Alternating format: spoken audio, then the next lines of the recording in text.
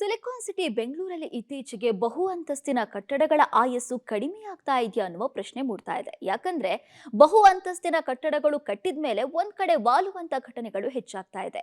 ಈಗ ಮತ್ತೆ ಅಂಥದ್ದೇ ಒಂದು ಘಟನೆ ನಡೆದಿದೆ. 18 ಅಂತಸ್ತಿನ ಕಟ್ಟಡ ಒಂದ್ ಕಡೆ ವಾಲಿದೆ. ಈಗ ಮಾಲೀಕರೇ ನಾವೇ ಅದನ್ನ ತೆರವು ಮಾಡ್ತೀವಿ ಅಂತ ಮುಂದೆ ಬಂದಿದ್ದಾರೆ. ಅಷ್ಟಕ್ಕೂ ಈ ಘಟನೆ ನಡೆದಿರೋದು ಎಲ್ಲಿ, ಯಾಕೆ ಅಂತೀರಾ? ಇಲ್ಲಿದೆ ನೋಡಿ ಸ್ಟೋರಿ. ಬೆಂಗಳೂರಿನ ಇತಿಹಾಸದಲ್ಲೇ ಬಿಗ್ ಆಪರೇಷನ್. ಕೂಡ್ಲು ಬಳಿ 18 ಅಂತಸ್ತಿನ ಕಟ್ಟಡ ಡೆಮಾಲಿಷನ್. ಬಿಲ್ಡರ್ಗೆ ಜಿಬಿಎ ಕಡೆಯಿಂದ ಸಿಗುತ್ತಾ ಪರ್ಮಿಷನ್? ಬೆಂಗಳೂರಿನಲ್ಲಿ ಬರೋಬ್ಬರಿ 18 ಮಹಡಿಯ ಬೃಹತ್ ಕಟ್ಟಡ ಡೆಮಾಲಿಷನ್ಗೆ ಜಿಬಿಎ ಸಿದ್ಧತೆ ನಡೆಸಿದೆ. ನಗರದ ಕೂಡ್ಲು ಬಳಿ ಎಸ್ಎನ್ಎನ್ ರಾಜ್ ಕಾರ್ಪ್ ಒಡೆತನದಲ್ಲಿ ಈ ಕಟ್ಟಡ ನಿರ್ಮಾಣ ಆಗಿದೆ.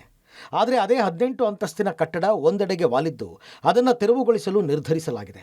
ಸುಮಾರು 200 ಕೋಟಿ ರೂಪಾಯಿ ವೆಚ್ಚದಲ್ಲಿ ನಿರ್ಮಾಣಗೊಂಡ ಕಟ್ಟಡ ಇನ್ನೂ ಉದ್ಘಾಟನೆ ಆಗಿರಲಿಲ್ಲ. ಕಟ್ಟಡದ ಸ್ಟ್ರಕ್ಚರಲ್ ಡ್ಯಾಮೇಜ್ನಿಂದಾಗಿ ಕಟ್ಟಡ ಒಂದು ಕಡೆಗೆ ವಾಲಿದೆ. ಈ ಕಟ್ಟಡವನ್ನು ಹಾಗೆ ಬಿಟ್ಟರೆ ಭವಿಷ್ಯದಲ್ಲಿ ಡ್ಯಾಮೇಜ್ ಆಗಬಹುದು ಎಂಬ ಆತಂಕ ಇದೆ. ಹೀಗಾಗಿ ಕಟ್ಟಡದ ತೆರವಿಗೆ ಗ್ರೇಟರ್ ಬೆಂಗಳೂರು ಪ್ರಾಧಿಕಾರ ಮುಂದಾಗಿದೆ. ಇನ್ನು ಕಟ್ಟಡದ ಡೆಮಾಲಿಷನ್ಗೆ ಸಂಬಂಧಪಟ್ಟಂತೆ ಎಸ್ಎನ್ಎನ್ ರಾಜ್ ಕಾರ್ಪ್ ಮಾಲೀಕರು ಹಾಗೂ ಜಿಬಿಎ ಮುಖ್ಯ ಆಯುಕ್ತರ ನಡುವೆ ಸಭೆ ನಡೆಸಲಾಯಿತು. ಈ ಸಭೆಯಲ್ಲಿ ಜಿಬಿಎ ಮುಖ್ಯ ಆಯುಕ್ತರು ಕಟ್ಟಡ ಡೆಮಾಲಿಷನ್ಗೆ ಸೂಚನೆ ನೀಡಿದ್ದು, ಕಟ್ಟಡ ಡೆಮಾಲಿಷನ್ಗೆ ಮಾಲೀಕರು ಒಪ್ಪಿದ್ದಾರೆ ಎನ್ನಲಾಗಿದೆ. ಜಿಬಿಎ ಮುಖ್ಯ ಆಯುಕ್ತ ಮಹೇಶ್ವರ್ ರಾವ್ ನೇತೃತ್ವದ ಸಭೆಯಲ್ಲಿ ಇಡೀ ಡೆಮಾಲಿಷನ್ ಕಾರ್ಯಾಚರಣೆ ಖರ್ಚು ವೆಚ್ಚ ಭರಿಸೋದಾಗಿ ಒಪ್ಪಿಕೊಂಡಿದ್ದಾರೆ. ನಮಗೆ ನಮ್ಮ ಕಸ್ಟಮರ್ ಸೇಫ್ಟಿ ಮುಖ್ಯ. ನಾವು ಸಾಯಿಲ್ ಇನ್ವೆಸ್ಟಿಗೇಷನ್ಗೆ ಹೈರ್ ಮಾಡಿರೋ ಎಕ್ಸ್ಟರ್ನಲ್ ಏಜೆನ್ಸಿದು ರಿಪೋರ್ಟ್ ಅಲ್ಲಿ ತಪ್ಪಿದೆ ಅಂತ ನಮಗೆ ಗೊತ್ತಾಗಿದ ತಕ್ಷಣ ಆ ಇಂಪ್ಯಾಕ್ಟ್ ಆಗಿರೋದು 49 ಮನೆಯನ್ನ ನಾವು ಸ್ವಂತ ಖರ್ಚಲ್ಲಿ ಕಟ್ಕೊಡೋದು ನಾವು ಡಿಸಿಷನ್ ತಗೊಂಡಿದ್ದೀವಿ. ಸುಮಾರು ಕಸ್ಟಮರ್ಸ್ ಬಂದು ನೋಡಿ ತುಂಬಾ ಇಷ್ಟಪಟ್ಟಿದ್ರು. ಬಟ್ ನಮಗೆ ಗೊತ್ತು ಫ್ಯೂಚರಲ್ಲಿ ಏನಾದರೂ ಒಂದು ಪ್ರಾಬ್ಲಮ್ ಬರ್ಬೋದು. ಸೊ ಅದಕ್ಕೆ ನಾವು ಈ ಡಿಸಿಷನ್ ತಗೊಂಡಿದ್ದೀವಿ. ಈ ಅಪಾರ್ಟ್ಮೆಂಟ್ ಅಲ್ಲಿ ಹೆಚ್ಚು ಕಡಿಮೆ ಒಂದು 1000 ಮನೆ ಇದೆ. ಅದರಲ್ಲಿ ಇದು 49 ಹೌಸಸ್ ಅಲ್ಲಿ ಇಶ್ಯೂ ಬರ್ಬೋದು. ಅದಕ್ಕೆ ನಾವು ರೀಕನ್ಸ್ಟ್ರಕ್ಟ್ ಮಾಡೋಕ್ಕೆ ನಾವು ಡಿಸಿಷನ್ ತಗೊಂಡಿದ್ದೀವಿ.